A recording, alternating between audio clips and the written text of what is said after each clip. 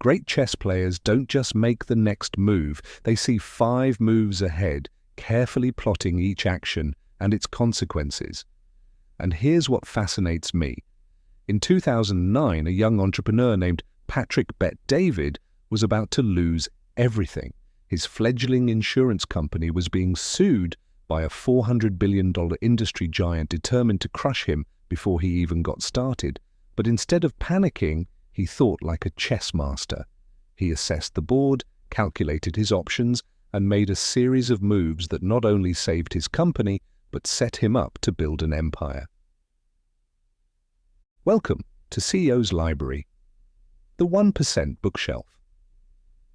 I'm your host, and today we're diving into one of the most practical guides to business strategy I've ever encountered, Your Next 5 Moves by Patrick Bet-David. This isn't just another business book, it's a masterclass in strategic thinking from someone who started with nothing, literally fleeing war-torn Iran as a child, and built a business empire through the power of thinking several moves ahead. Before we jump in, I want to share something remarkable about Patrick's story that sets the stage for everything we're about to discuss. At age 8, Patrick and his family were living in Tehran during the Iran-Iraq War. One day, they made a desperate escape in their white Renault. Just moments after crossing a bridge, a bomb destroyed it behind them. Talk about learning to think ahead. That early lesson in survival would shape his entire approach to business. Now let's dive into the 5 fundamental moves that separate business champions from the rest. These aren't just theoretical concepts, they're battle-tested strategies that Patrick used to build multiple successful businesses. Move number 1, master, knowing yourself. This might sound like soft psychology, but I promise you it's anything but. Let me tell you a story that illustrates why this is so crucial. Early in his career, Patrick was crushing it at Bally Total Fitness. He was their top performer, consistently outperforming everyone else. He had one simple request: to become the weekend manager in Hollywood. His supervisor promised him the position if he could turn around their struggling Chatsworth location. Patrick took the challenge, increased their revenue by 175%, and then got passed over for the promotion. Here's where most people would either accept their fate or quit in anger. But Patrick did something different. He used this moment to get crystal clear about who he wanted to be. He made a list that would change his life forever. He wrote, "I want to make the name Bet-David mean something, so much so that my parents will be proud of the decision they made to leave Iran." He wanted to work with people who keep their commitments. He wanted clear formulas for success based on results, not politics. This level of self-awareness is what separates the amateurs from the masters. It's not enough to want success. You need to know exactly who you want to be and what success means to you. Patrick says one of the biggest mistakes entrepreneurs make is chasing someone else's definition of success. If you're not clear about who you want to be, you'll end up climbing the wrong ladder. This brings us to move 2, master the ability to reason. Let me share a story that demonstrates why this is so crucial. Patrick tells about a CEO who nearly bankrupted his company because he couldn't process issues effectively. This CEO had a star salesperson threatening to quit unless he got a raise. The CEO's emotional response was, "Nobody threatens me." He let the salesperson walk, along with millions in revenue. Here's where Patrick introduces what he calls the solve for X methodology. Think of it like algebra. X is your unknown variable, but instead of solving for numbers, you're solving for the root cause of business problems. The methodology is brilliantly simple. First, identify what you can and cannot control.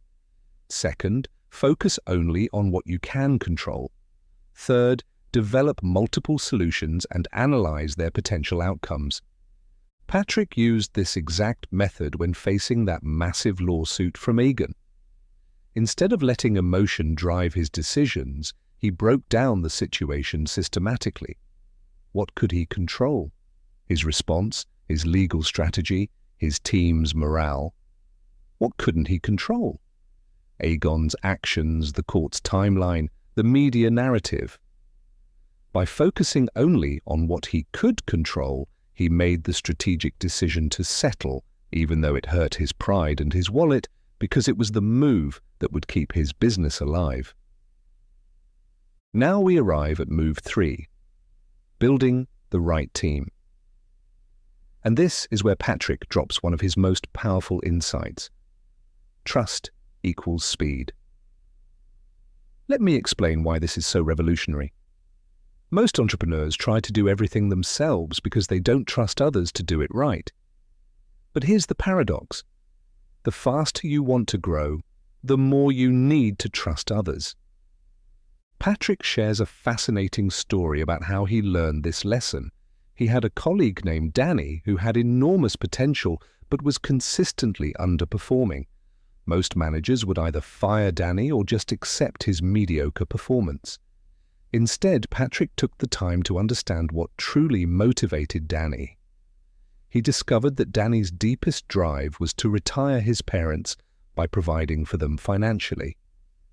Once Patrick understood this, he could speak to Danny's core motivation, rather than just pushing generic incentives. 10 years later, Danny called Patrick. He was crying on the phone. He had become the president of a bank, was making a multi-six-figure income, and attributed his success to Patrick's leadership style. The key wasn't just pushing Danny harder, it was understanding what drove him and aligning that with the company's goals.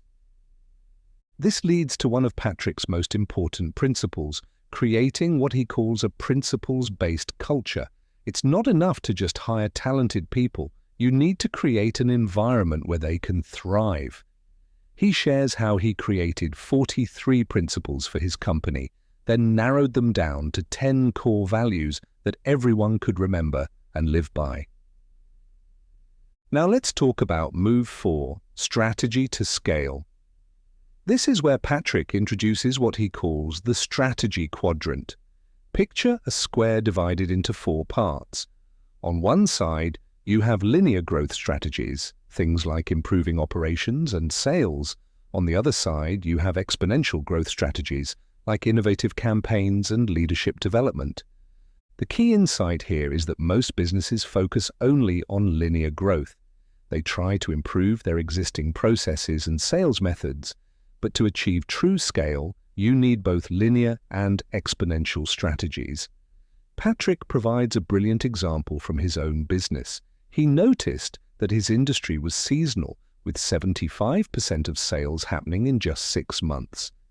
Instead of accepting this as just the way things are, he created innovative campaigns specifically targeted at the slow months. Within 2 years, he had shifted the ratio to 55-45, essentially eliminating seasonality from his business. Finally, we arrive at move 5, master power plays. This is where Patrick gets into what he calls beating Goliath. He shares a fascinating perspective on why smaller companies can often outmaneuver larger ones. The key is understanding that Goliaths tend to get softer as they win and eventually stop working as hard as they once did. He provides a brilliant framework for competing against bigger players. First, know your weaknesses. Second, know Goliath's weaknesses. Third, master 3 things you do better than anyone else. Fourth, don't try to be Goliath. Use your unique advantages instead. As we wrap up today's episode, I want to leave you with one of Patrick's most powerful insights. He says, if you can think 5 moves ahead, you'll start to see the game of business differently. You'll start to see opportunities where others see obstacles. You'll start to make decisions based on where you want to be, not just where you are. The beauty of Patrick's framework is that it's applicable whether you're just starting out or running a billion-dollar company. It's about developing the mindset and skills to think strategically in any situation. For those of you who want to dive deeper into these concepts, I highly recommend getting your own copy of your next 5 moves. The Amazon link is in the show description below. You'll find detailed frameworks, exercises, and more real-world examples that we couldn't cover in today's episode. Remember, success in business isn't about making one perfect move. It's about mastering the art of thinking several moves ahead. Thank you for listening to CEO's Library, the 1% bookshelf. Until next time, keep thinking ahead.